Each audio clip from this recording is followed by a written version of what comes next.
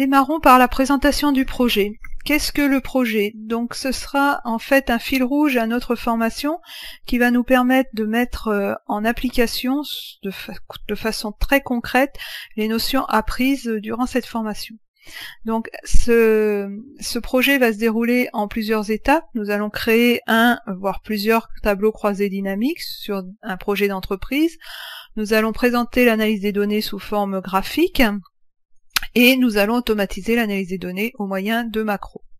Donc ça va se dérouler de cette façon. Vous allez avoir dans la première étape un tableau de données qui représente en fait une facturation d'activité en début d'année. Donc les adhérents payent leurs activités en début d'année, choisissent les activités qu'ils souhaitent faire et on essaye de donner de la visibilité à l'entreprise de façon à ce que mois par mois, elle puisse voir le budget consacré aux activités pour dispatcher le budget. Donc ça se réalise au moyen de tableaux croisés dynamiques. Donc ici on a au mois d'août le montant du budget qui sera consacré aux activités du mois d'août.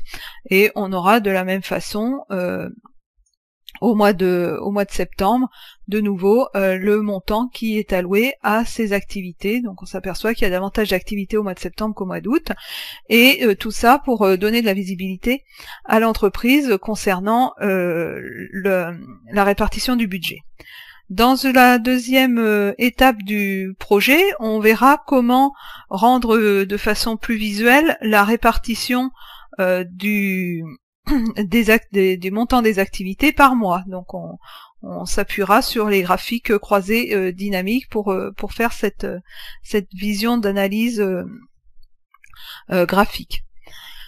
Dans la troisième étape, on automatisera les traitements de création de tableaux croisés dynamiques afin de rendre plus facile ce traitement à partir des données et d'afficher automatiquement façon rapide, ici en exécutant une macro commande, les tableaux croisés dynamiques. Donc ça, ce sera la troisième étape.